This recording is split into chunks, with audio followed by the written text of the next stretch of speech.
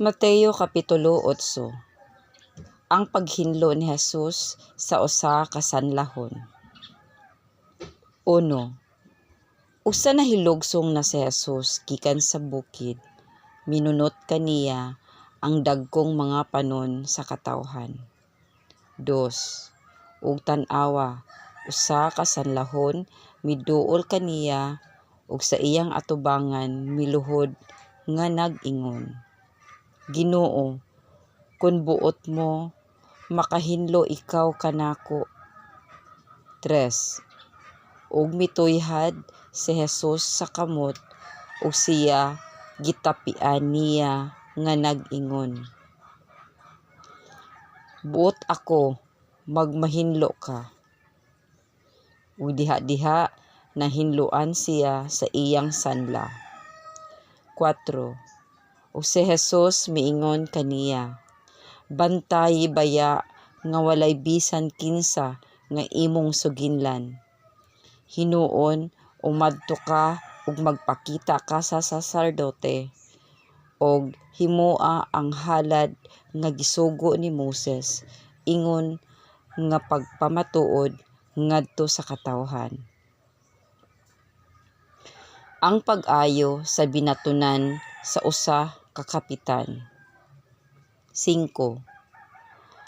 Ug sa pag-abot ni Jesus sa Capernaum, gitagbo siya sa usa ka kapitan, ug kaniya nangamuyo kini 6 nga nag-ingon, Ginoo, sa balay sa atoa ang akong binatunan nga giparalisis, nagahigda nga nagaantos sa hilabihan gayud. 7. Si Jesus miingon kaniya, Adtuon ko ug ayuhon ko siya. 8. Apan kaniya mitubag ang kapitan nga nag-ingon, Ginoo, dili ako takos sa pagpasilong kanimo ilalom sa akong atop. Apan isulti mo lamang ang pulong ug mamaayo ang akong binatunan. 9. Kay ako mao ang usa ka tawo nga ilalom sa pagbuot sa uban ug ako may mga sundalo nga ilalom sa akong pagmando. Ug sa moingon ako sa usa, umadto ka, siya moadto. Ug sa lain, umari ka, siya moduol. Ug sa akong ulipon, buhata kini, siya mobuhat niini. 10. Ug sa pagkadungog ni Jesus kaniya, siya nahibulong ug miingon kanila nga nagpanguyog kaniya, Sa pagkatinuod magaingon ako kaninyo, nga bisan sa Israel wala pa ako'y nakitang pagsalig nga sama niini. 10. Ug sultihan ko kamo, nga daghan unya ang mga bot gikan sa sidlakan ug sa kasadpan ug manglingkod tambong sa Kanaanan uban kang Abraham, Isaac ug Jacob diha sa gingharian sa langit. 12. Apan ang mga anak sa gingharian abugon ngadto sa labawng kangitngitan sa guwa. Didto ang mga tawo managpanghilak ug managkagot sa ilang mga ngipon. 13. Ug si Jesus miingon sa kapitan, Lumakaw ka, pagabuhaton alang kanimo sumala sa imong pagsalig, ug niadtong tungura naayo ang binatunan. Ang pag-ayo ni Jesus sa babaeng ugangan ni Pedro. 14. Ug sa pagsulod ni Jesus sa balay ni Pedro, nakita niya ang babaeng ugangan ni Pedro nga naghigda sa naghilantan. 15.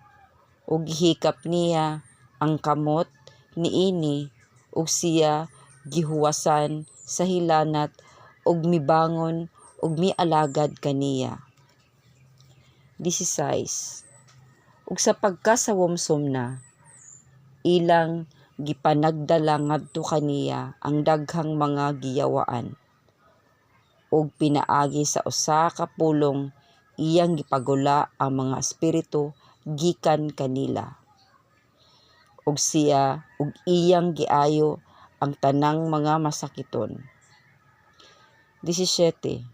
Ug kini tuman sa gisulti pinaagi sa propeta nga si Isaias nga nanag-ingon. Gikuha niya ang atong mga kaluyahon ug gipas-an niya ang atong mga sakit. Ang mga mosunod unta kang Hesus. 18. Ug sa pagkakita ni Hesus sa mga dagkong panon sa katawhan nga nanaglibot kaniya, siya miagda sa pagpanabuk ngadto sa usang daplin. 19.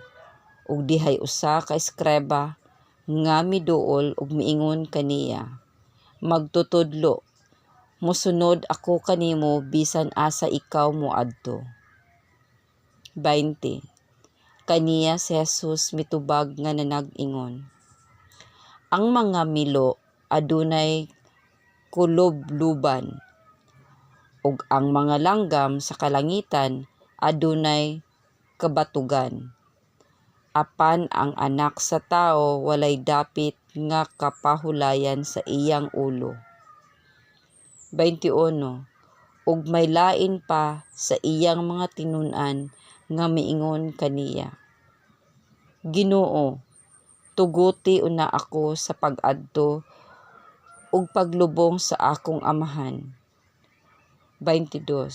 Apan si Jesus miingon kaniya, sumunod ka kanako, ug pasagdi ang mga patay nga maoy magalubong sa ilang kaugalingong mga minatay. Gipahunong ni Jesus ang unos. 23. Ug sa paghisakay niya sa sakayan, ang iyang mga tinun-an misunod kaniya. 24. Ug tan-awa, miabot sa lanaw ang usa ka makusog nga unos, nga tungod ni ana, ang sakayan natabun-tabunan sa mga balod. Apan siya nagkatulog. 25. Ug ilang giduol siya ug gipukaw nila nga nanag-ingon, Ginoo, tabang, mga matay na kita. 26. Siya maingon kanila, nganong nalisang man kamo, o mga taong diyutay pagsalig? Ug mibangon siya, ug iyang gibadlong ang mga hangin ug ang lanaw, ug miabot ang dakong kalinaw. 27. Ug ang mga tawo nang hibulong na nag-ingon, unsa ba di ay kining pagkatawhana, nga bisan pa ang mga hangin ug ang lanaw mupatuo man kaniya?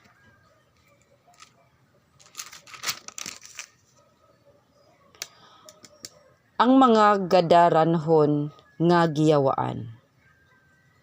28. Ug sa pag-abot niya sa pikas nga daplin, dapit sa yuta sa mga gadaranhon, gisugat siya sa duha ka mga giyawaan nga nagula gikan sa mga lubong, ug labihan sila kabangis nga tungod ni ana walay bisan kinsa nga makaagi ni adtong dalana. 29. Ug tan-awa misinggit sila nga nanag-ingon, O anak sa Dios, unsay imong labot kanamo? Mianhi ba ikaw dinhi aron sa pagsakit kanamo sa dili pa ang panahon? 30. Ug sa usa ka gilayon gikan kanila, didtoy usa ka panon sa daghang mga baboy nga nanag-ungad. 31. Ug kaniya nakiluoy ang mga yawa nga nanag-ingon, kun imo man kaming pagulaon, pasudla hinuon kami sa mga baboy ni anang panon. 32. Ug siya miingon kanila, pangadto kamo. Busa nang gula sila ug miadto ug misulod sa mga baboy, ug tan-awa ang tibuok panon sa mga baboy mihaguros pagdulhog sa pangpang ngadto sa lanaw, ug sila nangalumos sa tubig. 33. Ug nanalagan ang mga magbalantay sa mga baboy, ug sa pag-abot nila sa lungsod ilang gisugilon ang tanan. Lakip ang nahitabo sa mga giyawaan. 34. Ug tan-awa ang tibuok lungsod miadto sa pagsugat kang Hesus, ug sa ilang pagkakita kaniya gihangyo nila siya sa pagpahawa sa ilang kayutaan.